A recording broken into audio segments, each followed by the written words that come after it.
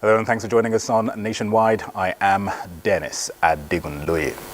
The United States government has pledged to support Nigeria's fight against terrorism as the country marks 10 years since the abduction of over 200 schoolgirls in Chibok, Borno State by terrorists. This is contained in a statement issued by the spokesperson of the U.S. Embassy, Aisha Gambari, in Abuja. Gambari says the U.S. would also support Nigeria's terrorism survivors and their families, saying that the U.S.-Nigeria partnership was built on a foundation of shared values and common goals. She says the United States will continue to support Nigeria's efforts to combat terrorism and to hold perpetrators of terrorist attacks accountable, as well as guarantee citizens' safety and well-being. On the 14th of April 2014, Boko Haram terrorists stormed the government girls' secondary school Chibok in Borno State at night and abducted no fewer than 276 girls.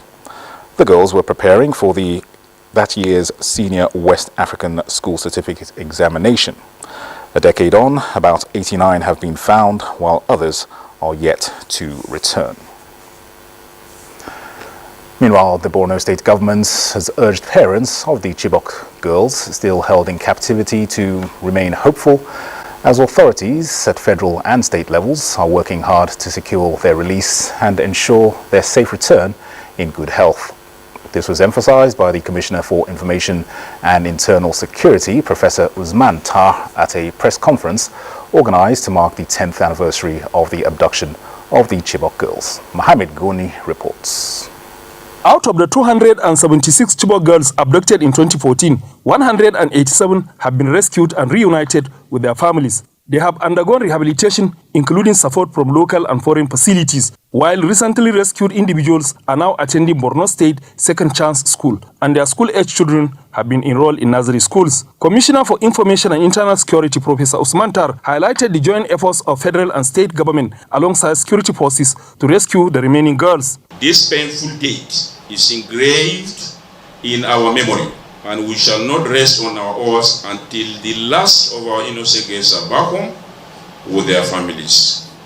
On this auspicious occasion of the 10th anniversary of the abduction of Chibok girls, the Borno State government identifies with all those who are affected by the abduction. The government wishes to inform the public that we will continue to identify and commiserate with the parents and relatives of the Chibok girls who are still in captivity. Professor Usman Tar, who stressed commitment of the Borno State government to close down all IDPs camps and resettlement of internally displaced persons and refugees in neighboring countries, as well as rebuilding destroyed communities, said 1 million IDPs have so far returned to their ancestral homes. Emphasizing the Borno Restoration Project as well as Peace and Reconciliation Initiative, also known as the Borno Model, Usman Tar outlined focus on engaging security forces and rehabilitating repentant insurgents. In Maiduguri, Mohammed Goni, NTA News.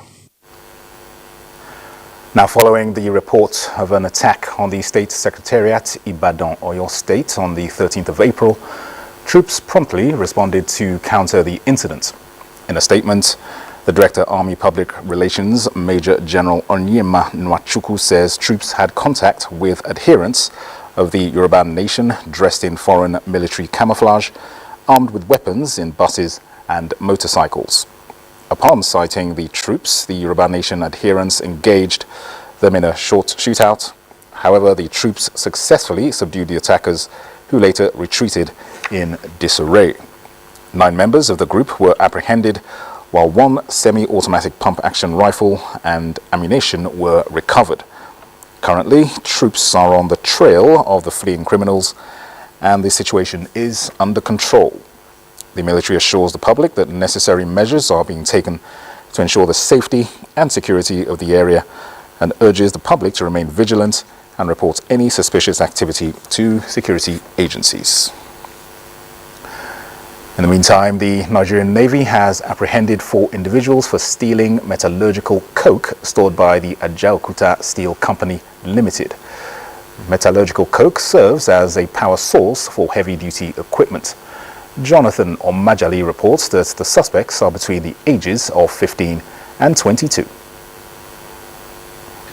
Ajaokuta Steel Company Limited, specializing in the sourcing and production of iron ore for the manufacturing of various metallic materials, particularly for automobile needs, has recently faced a setback. Years ago, a quantity of its product intended as stock for the company was stored along the jetty route of the industry for convenient access. However, criminals managed to breach the facility's security, gaining entry from the riverside and absconding with over 300 bags of metallurgical coke. Commodore Moses Ekpele, the commander Nigerian Navy Ship Lugard, upon apprehending the culprits and handing them over to the Nigerian police, urged the management of Ajaokuta Steel Company Limited to reevaluate its security framework in anticipation of the revitalization initiatives spearheaded by the administration of President Bola Ahmed Tinubu.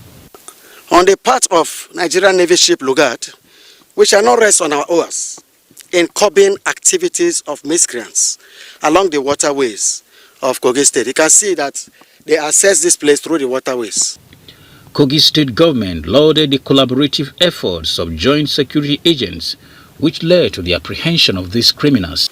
This effort we are seeing today, we believe is going to serve as deterrent to criminals and will be criminals who want to test the resolve of the government of Kogi State to perpetuate any act of criminality within the territory of Kogi State.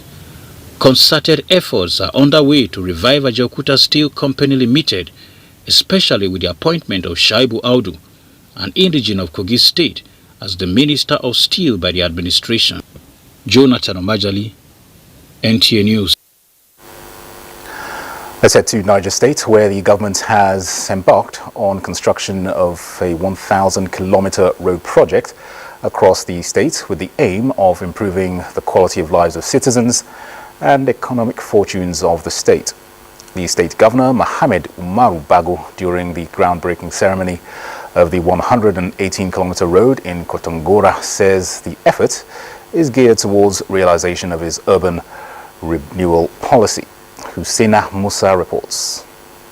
Of the 1,000 kilometers road project embarked upon by the Niger State government, spread across the 3 geopolitical zones of the state, 400 kilometers are federal roads.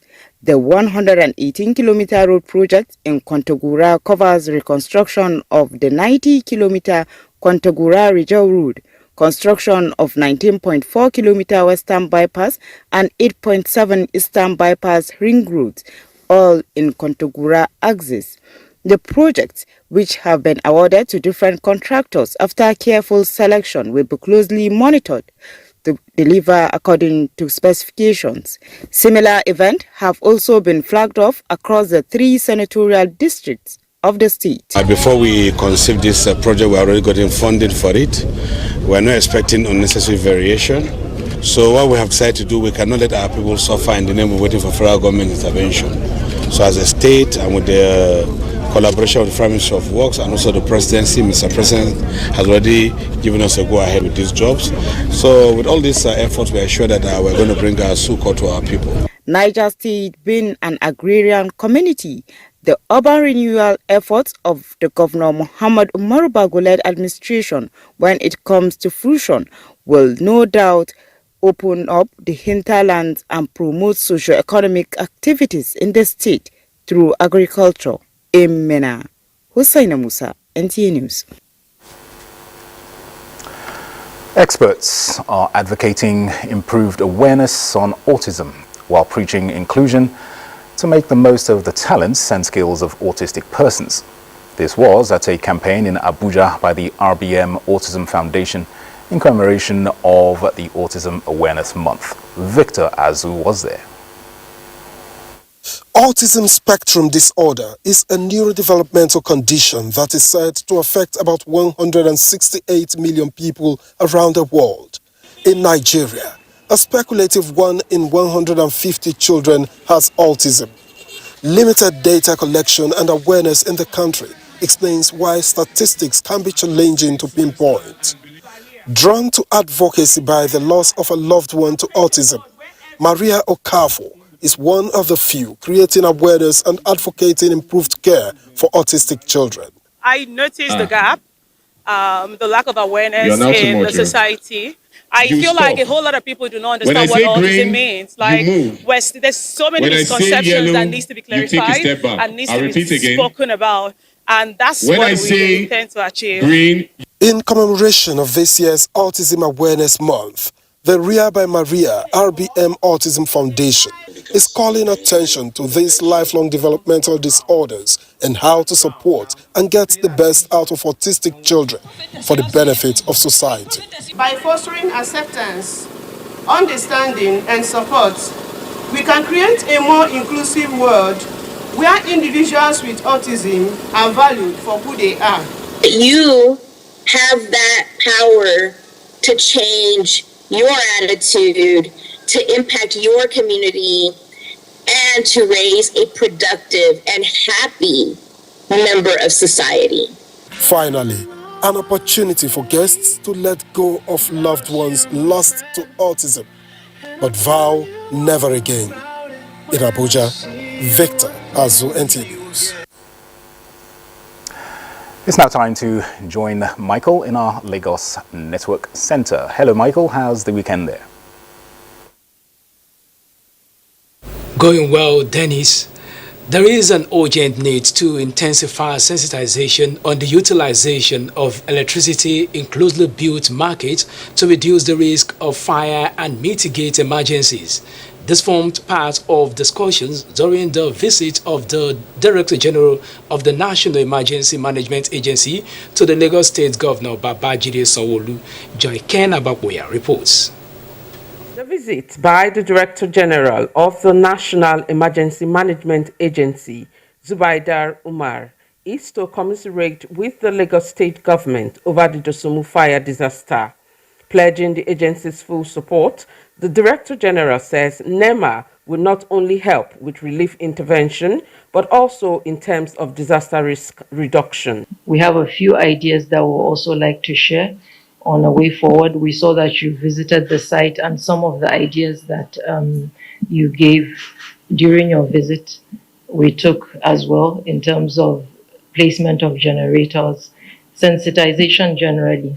We've also had a meeting and decided that in conjunction with the LASEMA, we'd like to come again and have a sensitization for all the market associations. For Governor Babajide Sanwo-Olu, the prompt intervention of first responders from the state's emergency response team and the National Emergency Management Agency curtailed the spread of the fire.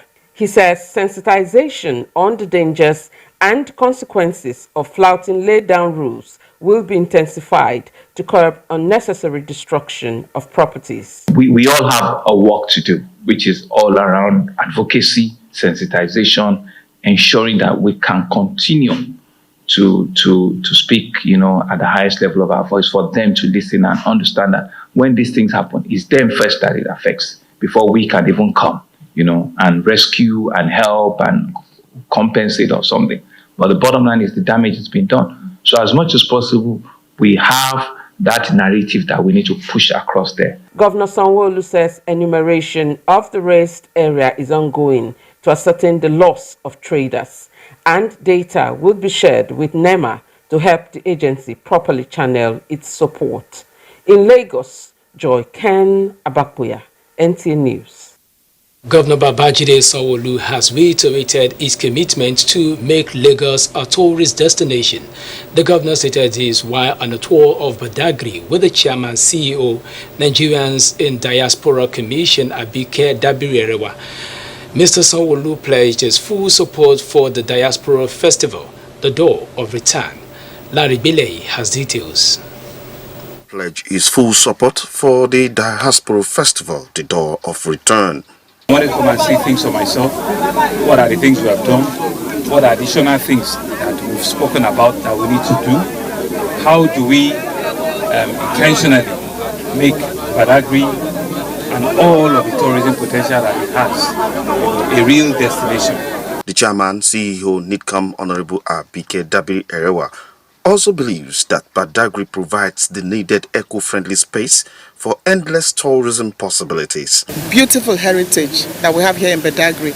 Nigeria has so much that needs to be shown to the whole world. The slave trade history. Now we are bringing the diaspora component to it, which is the door of return, or what we call the joy of return. What we have here, nobody has it in the world. The Badagry Door of Return Festival takes place every third weekend of October annually. It is considered not only a tourism event, but also economic, historical, and spiritual. In Lagos, Lanre Bileyi, NTA News. Those are the reports from Lagos. Nationwide continues in Abuja after this break. Do stay.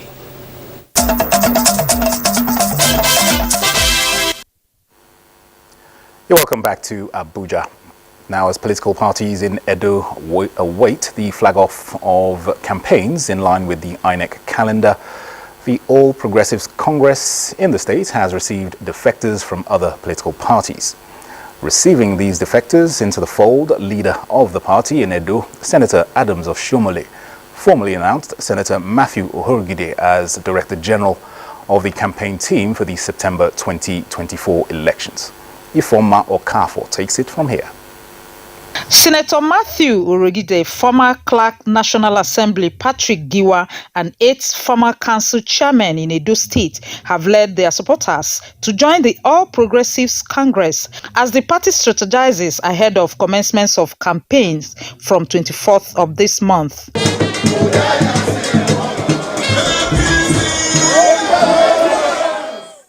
have come back to our home. Our leader, Senator Ohorigide, has spoken well. The defectors say they decided to join the ruling party, APC, because of its track records. I'm coming back to the APC today after 13 years of famous of sojourn. I'm happy I found a party that is really democratic, really progressive. And I'm sure I'll be able to advance because my people want me to advance here in the party. I'm happy to be back home.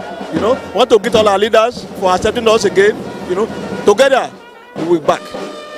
For the leaders of the party, they have found Senator Matthew Ohorigide fit to lead them through the electioneering period. All the experiences that you have accumulated over the years in whichever party that you were in. And I'm looking forward to working with you so that together we claim Edo State. What is happening here today is a clear indication that APC is ready for the battle ahead. With the state's governorship election approaching, the political climate is changing and it is witnessing the alignment and realignment by politicians. In Benin, Ifoma Okafor, NTA News. In the meantime, stakeholders have continued to express confidence and hope in President Bola Tinubu's vision that is already transforming the country's prosperity through his renewed hope agenda. They converged on Kaduna at a dinner organized by the Nigerian Institute of Public Relations, Kaduna State Chapter, to honor the Minister of Information and National Orientation, Mohammed Idris. Salihu Guanara reports. It was a merry-making event that metamorphosed into a speech-making one, where friends, associates, and fellows extol the roles of their colleague, the Minister of Information and National Orientation, Mohammed Idris, during his days as the 5th chairman of NIPR in Kaduna and his membership for more than 30 years. I bring you greetings from your very good friend, Senator Obosayi, and I want to congratulate the Institute here for having a very fine gentleman. One issue that I would like to say about the Honorable Minister is his capacity to mentor people, and I am an example of that. By inclination, and by training, and by breeding, he's a peacemaker. Mohammed Idris was one of the strongest pillars that backed me to attain the little success that we are being applauded for. At a time like this, there is nothing better than telling Nigerians the truth. And that has been the cardinal principle of the Minister of Information and National Orientation. These efforts the image maker promised to sustain and explore with a commitment to upholding transparency in public communication to build trust. The president didn't send me as minister to come and lie to Nigerians. What he has said is that I should come and explain to Nigerians, tell Nigerians what government is doing, and also take feedback from Nigerians to government so that government will be better informed. And you can see what we have done. We started this town hall meeting. We were in Kano, we met with the business community on live television. We were in Jigawa, we went to Ayo local government on the farm and had a town hall with the farmers. The president will return greener pastures to all the nooks and crannies of this country so that everybody will find his feet and then we will find prosperity. The renewed hope agenda, he assured, means well. If you are looking for one reason why fuel subsidy had to go, my one answer is that we are consuming nearly 2 billion liters of this thing the PMS called petrol, 2 billion liters. Now, when fuel subsidy was removed, it came down by about 50%. As a fellow of NIPR, he promised to remain a worthy ambassador of the Institute. In Kaduna, Saliu Gwanara, NTA News. And the Director General of the National Orientation Agency, Lanre Isa Onilu, has reiterated the agency's commitment towards mobilizing Nigerians to key into the renewed hope agenda of President Bola Tinubu. He stated this in an exclusive interview with Shola Wahid in Ilorin. National Orientation Agency is evolving new strategies to better engage citizens to key into government policies and programs. Unlike past efforts at galvanizing Nigerians for patriotism, for love of the country, the effort had always been on the citizens. But this time around, President Bola Tinubu says no, the country has a responsibility towards the citizen. And then the citizen also have that responsibility towards the country. The Director General stressed that the youths who are the future of the nation are being given priority through all-encompassing projects, crime and lawlessness, health and hygiene, environment, education, abuse and narcotics. We want to create institutions to nurture Nigerians. Not just the youth, but including especially people in government, to ensure that they all abide by the values charter. So that's why we need to take back to school what we call citizenship study, which will be compulsory from primary school through secondary school through university. Malam Larry Unilu stressed that NOA is poised to living up to expectation through its weekly journal, The Explainer, and other media outlets designed to bring government closer to the people. In Ilorin, Shola Wahid, NTA News. In other news, the Minister of the Federal Capital Territory, Nyesom Wike, is optimistic that the Vice President's official residence will be delivered on schedule. The Minister gave this indication when he inspected the ongoing project on Saturday, as Onoze Yakubu tells us. They have made significant progress. The Vice President's official residence in Abuja is one of the priority projects earmarked for inauguration May this year, when President Bola Tinubu will be marking his 1 year in office. Interlocking is completed, the blasting is ongoing also in this area. Optimistic and willing to fulfill his pledge of delivering the project on schedule, the FCT Minister Nyesom Wike visited the ongoing project site to ascertain level of work. The last visit we made and this visit today shows there's a lot of improvement. So we believe, by the grace of God, that something that will actualize. With the countdown to the delivering date and ticking ambiances all in a bid to meet up with the deadline, it is obvious FCT residents will witness what stakeholders term massive project execution in days ahead. Onoze Yakubu, NTA News. Let's go further up north now, and the Sultan of Sokoto and President General, Supreme Council for Islamic Affairs, Mohammed Saad Abubakar, has called on Nigerians to continue to pray for the country and its leaders for peace and sustainable development. This was while receiving the Emir of Argungu and Gwandu from Kebbi State on Salah homage at the palace. Bashir Ibrahim Nababa reports. Sultan of Sokoto, Muhammad Saad Abubakar, was visibly happy to receive the Mayor of Argungu, Samaila Muhammad Mera, and council members of Gwandu Emirate led by Wazir Gwandu. He described the Salah homage by the monarchs as historic and important to the Sultanate Council. The Sultan acknowledges that the annual Salah homage had over the years significantly strengthened the long-existing relationship between the traditional institutions. Sultan Saad reminded Muslims of the need to continue to pray for peace and an end to the economic and security challenges in the country. The Sultan called for advices and suggestions from the two emirates towards better decision-making in matters affecting activities of the Sultanate Council. Emir of Argungu, Samaila Muhammad Mera, told the Sultan that they were at the palace for the Salah homage and congratulated the Sultan and the Muslim Ummah over successful Eid al-Fitr celebrations and prayed Allah to continue to guide him at all times. From Sokoto, Bashir Ibrahim Nababa, NTA News. The Federal Road Safety Corps has called on the public to disregard a viral publication by online platforms about ongoing recruitment of personnel into the services of the Corps. The Corps says it is currently not recruiting, neither is there any ongoing arrangements to that effect. In a statement signed by the Corps Public Education Officer Jonas Agwu, the Corps Marshal Dauda Ali Bu admonishes applicants seeking to join the services of the Corps, as well as the general public, to disregard the fake and misleading publications.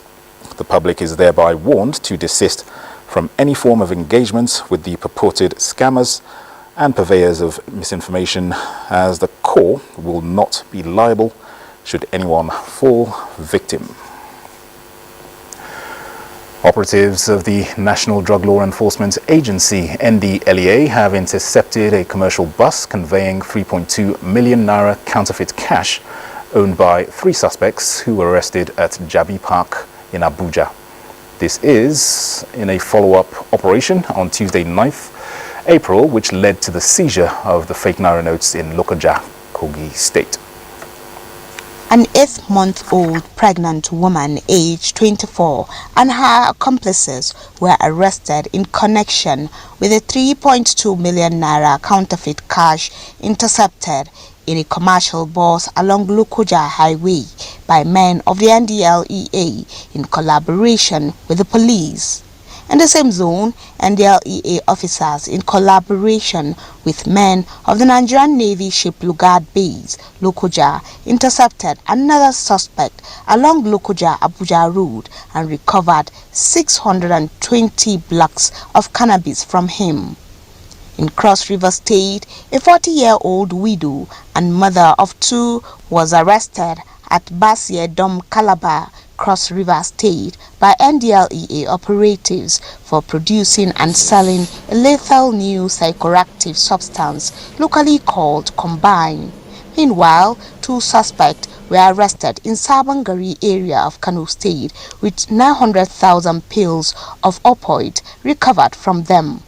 Operatives on patrol along Owerri Onitsha Road, Imo State, also intercepted a logistics truck and recovered 230 blocks of cannabis sativa hidden under household items, and at least 252 kilograms of cannabis were seized during a raid at Ijesha-Isu Forest, Ekiti State, while 4 suspects were nabbed loading 40 kilograms of same substance to the engine compartment of a gas truck in Edo State. 2 motorcycles used in conveying the consignment were also recovered. NDLEA officers also made arrests in Ogun and Ondo State with various quantities of cannabis recovered, all during the week under review. In Abuja, Salwa Khalil Ibrahim, NTA News. Let's now head over to the Enugu Network Center, where Chineye is standing by. Hello, Chineye. Hello, Dennis. and welcome to Enugu. As a way to strengthen the link between Igbos at home and in the diaspora through language and culture to promote linguistic diversity, the Center for Igbo Studies, University of Nigeria, Nsukka, has organized the World Igbo Conference. Kelechi Ochiagha reports that the conference is in collaboration with Igbo prompter agencies worldwide. Her report is here presented.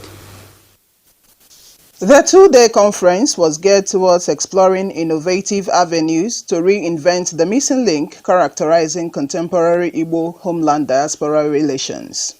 Through research, presentations, and panel discussions, some seasoned scholars of Igbo extract around the world shared valuable insights and charted a course towards the latest advancement in Igbo studies and sustenance of culture.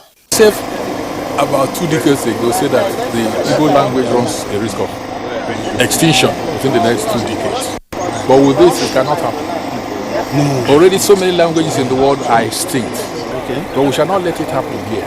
That was what was at the back of my mind. So it's already very impactful. For the Vice-Chancellor of the university who was represented, strengthening the network of key players in the exchange of ideas and best practices towards achieving a formidable course of Igbo nation is a step in the right direction. Director, Center for Igbo Studies, University of Nigeria, Nsukka, described the Learning Center as a leading institution with a strategic vision centered on the preservation and promotion of linguistic diversity. This is the first of its kind in the land, happening in the first indigenous university. Can't do it alone. No one person can do it alone. So it's for all of us. And I'm happy our people have actually understood it the way it should be. So stage by stage, Rome was not built in a day. Maybe by the time you people come next year, we have put up something with the help of everybody. The 2024 World Igbo Conference was hosted by the Center for Igbo Studies, University of Nigeria, Nsukka, in conjunction with Council of Igbo World Assembly American Veterans of Igbo descent. The National Youth Service Corps, Enugu State, has flagged off the first quarter of the medical outreach program for the rural dwellers in the state. Chimaroke Ugo reports that the initiative is aimed at providing easy access to free and quality healthcare services. His report is presented by Chegon Aro. Beyond actualizing its core mandate of promoting national unity and integration, the National Youth Service Corps has no doubt made great impact with numerous landmark achievements across spheres of national life. The Health Initiative for Rural Dwellers, launched in 2014, is another huge contribution of the scheme. Flagging off the 2024 exercise in Akamoge in Eziagu local government area, the Enugu State NYSC coordinator, Christiana Salwan, called on corporate bodies, individuals, and stakeholders to support the scheme in its plan to sustain the health initiative for wider outreach. The HRD is an innovation of the NYSC, which was introduced to provide health intervention. This outreach is part of the social responsibility of NYSC towards a healthy Nigeria. About 300 men and women enjoyed free medical checkups, diagnosis, treatment, counseling, referrals, and drugs. They give us food, give us medicine. I take my BP, in fact, almost everything. They screen people that have different health issues and they administer drugs to them. They came with doctors, they came with nurses. Both diagnosis, checks, and all whatnot. And again, getting direct access to the medicine needed, the drugs they needed for their health. And that will go a long way. 1, happiness. 2, life into them again. The outreach is expected to continue on quarterly basis across the state. In Enugu, Chiegono Aro, NTA News. And those are the stories from Enugu. We'll take another break here, and nationwide we continue with Dennis in Abuja thereafter. Do stay.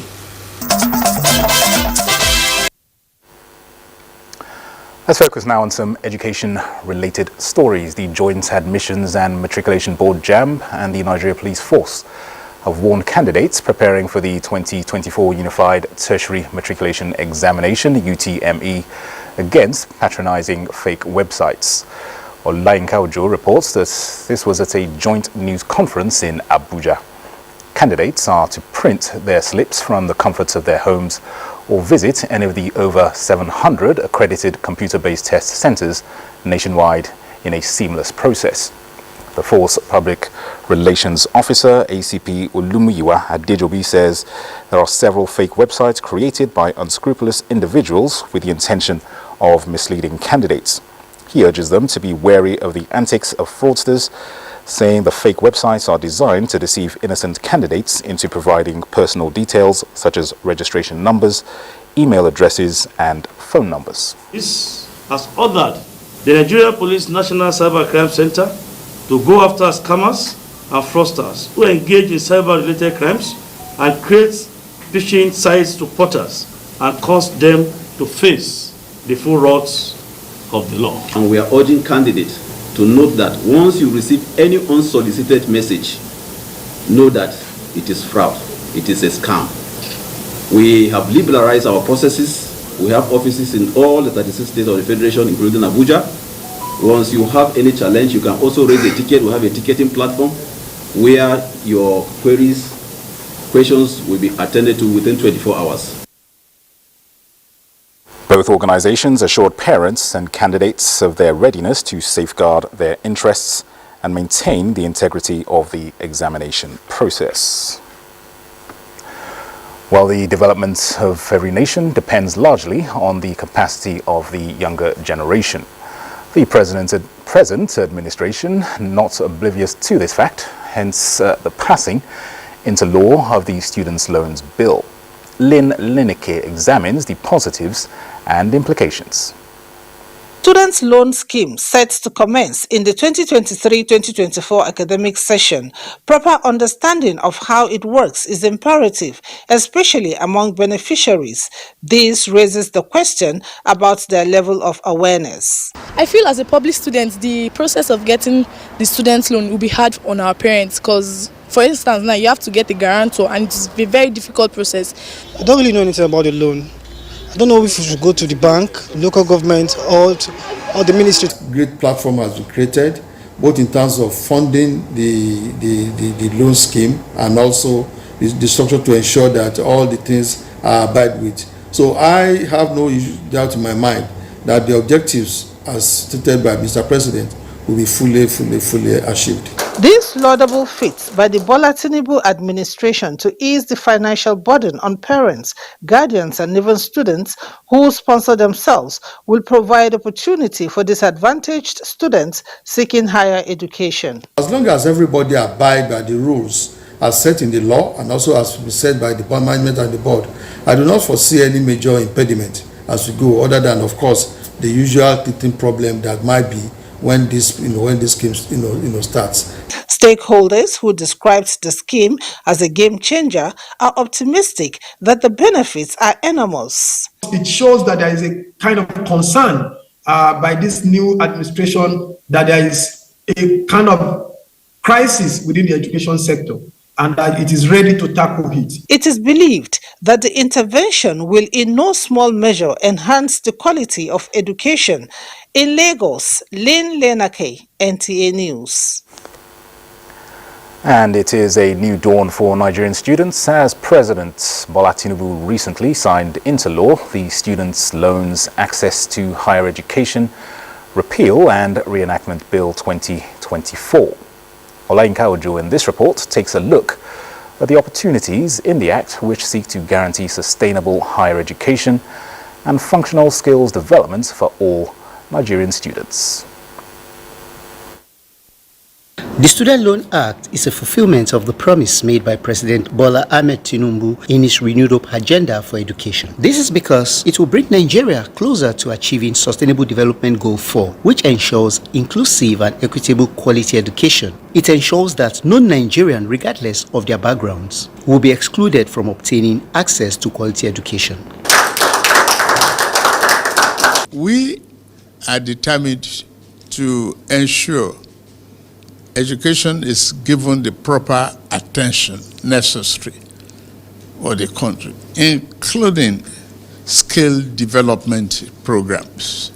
One interesting thing is that it gives access to funds for education and vocational training through a corporate body which will provide the loans to Nigerians for higher education and other related matters. Today, there's a growing support for the new law, especially among youths who are the sole beneficiaries, as it will build an army of workforce that will increase the country's productive force. Happy, and you see that even Nigeria's parents will be happy, and we pray that those given the responsibility will effectively carry it out. Actually, the student loan is good. First, it enables a student to go to school. But in the other hand, after graduating, will there be a job opportunity for the students so that they can be able to pay their loan? Nigeria, as at present, has more than 500 tertiary institutions. And unlike the Student Loan Act of 2023, the new act removes family income threshold, enables Nigerian students to apply and accept responsibility for repayment of the loan. The loan, which is meant for solely public tertiary institutions, covers the cost of institutional fees of whatever course a student is studying. Being a well-intended project, the beneficiaries of the loan are expected to start repayment 2 years after national service. For funding, there are a number of contributions expected from government agencies. Other means of funding are revenues from shared profits from oil and minerals. Although this is not limited to government alone, there are rooms for high net worth individuals, corporations, non-governmental organizations, as well as general donors. Olayinka Ojo, NTA News. In the meantime, students of tertiary institutions in Kaduna State say the loan scheme introduced by President Bola Tinubu is more than just financial aid, but a beacon of hope and a testament to the government's commitment to nurturing future leaders. Mohammed Umar Jingi, who interacted with some of the student union leaders, reports that they expressed their appreciation for the opportunity to build a brighter tomorrow. The Students' Loan Scheme program was introduced to offer support to Nigerian students. Abu Raymond Ojochokwe, 400-level medical students of Kaduna State University, remembered the challenging times when many of his colleagues had to drop out due to the sudden increase in their school fees. He says it was disheartening to see dreams put on hold because of financial constraints. As a medical student, I know the expensive nature of my textbooks, how expensive my textbooks are, the equipment I need to get, and even the finance. So basically, when the school fees was suddenly increased, I felt, at a point, all hope was lost. But with the introduction of the President Tinubu Students Loan Program, their hope has been reignited. Now students like Abu Raymond can continue their education without the fear of financial barriers. Abubakar Muhammad is the president of Kaduna State Student Union, Kaduna State University chapter. Yeah, a lot of students have even dropped out due to that terrible increment. But schemes like this can even make those students say, okay, we still have chance. We can still enroll to maybe another tertiary institution, even not Kaduna State University.